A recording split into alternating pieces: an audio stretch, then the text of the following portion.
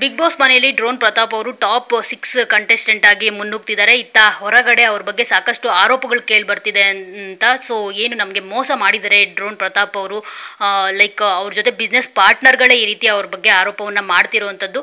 So ಅವರ ಒಂದು ಏನು ಪ್ರತಾಪ್ ಅವರು ಕೋವಿಡ್ ಟೈಮಲ್ಲಿ ಅವ್ರನ್ನ ವಿಚಾರಣೆ ಮಾಡಿದ ಪ್ರಯಾಗ್ ಅವರು ಈಗ ನಮ್ಮ ಜೊತೆ ಇದ್ದಾರೆ. ಸೊ ಅವ್ರು ಏನು ಹೇಳ್ತಾರೆ ಈ ಒಂದು ಮೋಸದ ಬಗ್ಗೆ, ಯಾಕಂದ್ರೆ ಇವರು ಕೂಡ ಏನು ಅವರಿಂದ ಮೋಸ ಹೋಗಿದ್ದಾರೆ ಸಾರಂಗ್ ಮನೆಯವರು.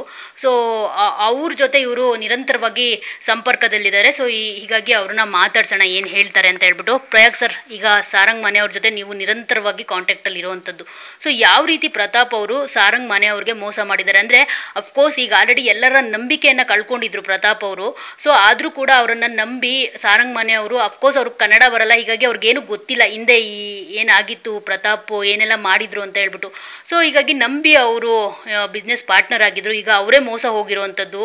ಪ್ರತಾಪ್ ಅವರು ದುಡ್ಡು ಕೊಡ್ತಾ ಇಲ್ಲ, ಇದ್ ಕಡೆ ಡ್ರೋನ್ಗಳನ್ನು ಕೊಡ್ತಾ ಇಲ್ಲ, ಒಂದು ಆರೋಪವನ್ನು ಅವ್ರು ಮಾಡ್ತಿರುವಂಥದ್ದು. ಸೊ ನಿಮಗೆ ಗೊತ್ತು, ಏನು ಹೇಳ್ತೀರಾ ಸರ್? ಅದೇನಾಯಿತು ಅಂದರೆ, ಲಾಸ್ಟ್ ಟೈಮ್ ನಾವು ಇನ್ವೆಸ್ಟಿಗೇಷನ್ ಮಾಡೋ ಟೈಮಲ್ಲಿ ಅವನು ಫ್ರಾಡ್ ಅಂತ ನಮ್ಗೆ ಗೊತ್ತಾಗಿತ್ತು. ನಿಮ್ಮ ಉಬ್ಬಿದ ರಕ್ತನಾಳಗಳ ಸಮಸ್ಯೆಗೆ ಎವಿಸ್ ಆಸ್ಪತ್ರೆಯಲ್ಲಿ ಕೇವಲ 30 ನಿಮಿಷದ ಲೇಸರ್ ಚಿಕಿತ್ಸೆಯೊಂದಿಗೆ ಮುಕ್ತಿ ಹೊಂದಬಹುದು. ಹೆಚ್ಚಿನ ವಿವರಗಳಿಗಾಗಿ ಸಂಪರ್ಕಿಸಿ 8088837000. ಇದನ್ನು ನಾನು 3 ವರ್ಷ ಕೆಳಗಡೆ ಹೇಳಿದ್ದೆ. ಅವನು ಯಾವಾಗ ನನಗೆ ಬ್ರಿಗೇಡರ್ ಪರಿಚಯ, ಅವ್ರ ಪರಿಚಯ ಅಂತ ಬಿಗ್ ಸೆಲೆಬ್ರಿಟೀಸ್ ನೇಮ್ ತೊಗೊಂಡು ಮಾಡಿದಾಗ ನನಗೂ ಸುಮಾರು ಫಿಲ್ಮ್ ಫೀಲ್ಡಲ್ಲಿ ಪರಿಚಯ ಇದ್ದಾರೆ. ಅವ್ರೆಲ್ಲ ವಿಚಾರಿಸಿದಾಗ ಅವರು ಅವನ ಥರ ಏನೂ ಆ ಥರ ಮಾಡಿಲ್ಲ ಅಂತ ಇತ್ತು. ಅದನ್ನು ಆ ಕ್ಷಣಕ್ಕೆ ನಾವು ಕೈ ಬಿಟ್ವಿ. ಯಾಕೆಂದರೆ ಅದು ನನ್ನ ವ್ಯಾಪ್ತಿಗೆ ಬಂದಿರಲಿಲ್ಲ, ಅದು ಕೋವಿಡ್ ಮಾತ್ರ ಅದು ಹಂಗಾಗಿ ಇದನ್ನು ನಾನು ರವೀಂದ್ರ ಜೋಶಿ ಅವ್ರಿಗೆ ಹೇಳಿದೆ, ಸರ್ ದೊಡ್ಡ ಫ್ರಾಡ್ ಇದೆ ಸರ್ ಅಂತ. ಕಾಲ ಬಂದಾಗ ಅದನ್ನು ನಾವು ಹೇಳೋದಂತ ಹೇಳಿದರು.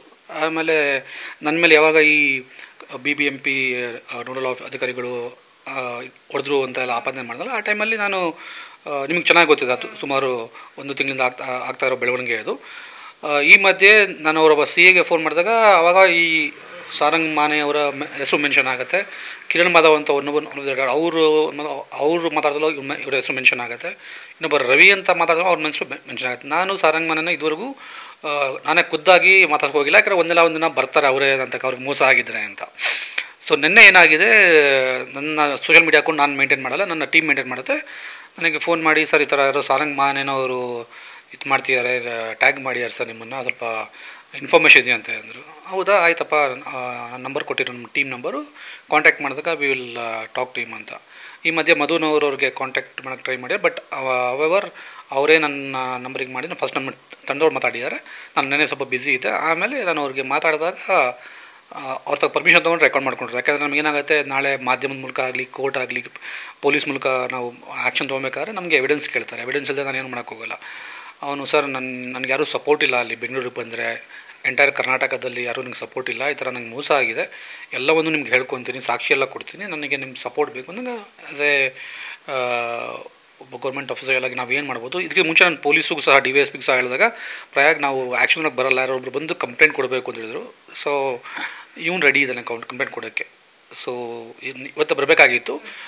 ನೈಟ್ ಫ್ಲೈಟು ಇದಾಗಿದ್ದರಿಂದ ನಾವು ಬರ್ತಾರೆ. ಅವರು ಬಂದು ಫಾರ್ಮಲಾಗಿ ಏನು ಕಂಪ್ಲೇಂಟ್ ಕೊಡಬೇಕು, ಪೊಲೀಸ್ ಕಂಪ್ಲೇಂಟ್ ಕೊಡ್ತಾರೆ. ಅವನು ನನಗೆ ಮಾತಾಡೋರು, ನಿಮಗೂ ನಾನು ಅದನ್ನು ಕೇಳಿಸಿದ್ದೀನಿ. ಅವನು ಫಸ್ಟು 38 ಪಾಯಿಂಟ್ ಸಮಥಿಂಗ್ ಹೇಳ್ತಾರೆ, ಅದು ನಿಮಗೆ ಕರೆಕ್ಟಾಗಿ ನಂಬರ್ ಸಹ ಕೊಟ್ಟಿದ್ದಾನೆ. ಎಲ್ಲ ಸೇರಿ ಅವನಿಗೆ 8 ತಿಂಗಳಿಂದ ಆಗಿರೋ ಮೋಸ ಎಲ್ಲ ಸೇರಿ ಎಂಟೈರ್ ಫ್ಯಾಮಿಲಿ, ಒಬ್ಬನಿಗೆ ಅಲ್ಲ, ಎಂಟೈರ್ ಸಾರಂಗ್ ಅವ್ರ ಅಪ್ಪನಿಗೂ ನಾನು ಮಾತಾಡಿದೆ. ಅವ್ರ ಎಂಟೈರ್ ಫ್ಯಾಮಿಲಿ ತುಂಬ ದುಡ್ಡು ಇನ್ವೆಸ್ಟ್ ಮಾಡಿದ್ದಾರೆ. ಈಗ ಅವ್ರ ಹೇಳೋ ಪ್ರಕಾರ 83 ಲಕ್ಷ ಅವ್ರಿಗೆ ಬರಬೇಕಾಗಿದೆ. ಈ ಥರ ಡ್ರೋನ್ ಕೊಡ್ತೀನಿ ಅಂತ ಹೇಳಿ ಅವನು ಮೋಸ ಮಾಡ್ಯಾನ ಸರ್. ಆಮೇಲೆ ಆ ಕೊಟ್ಟಿರೋಂಥ ಡ್ರೋನು ಸಹ ವರ್ಕ್ ಆಗ್ತಾ ಇಲ್ಲ, ಬ್ಯಾಟ್ರಿ ಇದಾಗಿದೆ. ಫಸ್ಟ್ ಆಫ್ ಆಲ್ ಅವ್ನು ಡ್ರೋನಾಗಿ ಬರಲ್ಲ ಅಂತಲೇ ಅವನೇ ನಿಮಗೆ ಅದನ್ನು ಕೇಳಿಸಿದ್ದೀನಿ. ಈ ಥರ ಆಪಾದನೆ ಪ್ಲಸ್ ಎವಿಡೆನ್ಸ್ ಕಳಿಸಿದ್ದಾನೆ. ಇಮೇಲ್ ಮಾಡಿದ್ದಾರೆ, ವಾಟ್ಸಪ್ ಮಾಡಿದ್ದಾರೆ. ಈ ಮಧ್ಯೆ ಏನಾಗಿದೆ, ಸುಮಾರು ಜನ ಅವನ್ನ ಕಾಂಟ್ಯಾಕ್ಟ್ ಮಾಡಿದ್ದಾರೆ ಮಾಧ್ಯಮದವರು. ಅದಕ್ಕಿಂತ ಆಘಾತಕಾರಿ ವಿಚಾರ ಏನು ಅಂದರೆ, ಬೆಳಗ್ಗೆ ಫೋನ್ ಮಾಡಿ, ಸರ್ ನನಗೆ ಅವ್ರ ಕಡೆಯಿಂದ ಡೆತ್ ಕಾಲ್ಸ್ ಬರ್ತಾ ಇದೆ, ಕೇಸ್ ವಾಪಸ್ ತಗೋ ಅಂತ ಬರ್ತಾ. ವ್ಯಕ್ತಿಗೆ ಥ್ರೆಟ್ಸ್ಗಳು ಯಾಕೆ ಕೊಡಬೇಕು? ಅವನು ಇಷ್ಟು ದಿನ ಕಾದಿಯಾನೆ, ಎಲ್ಲ ಮೇಲ್ ಮಾಡಿ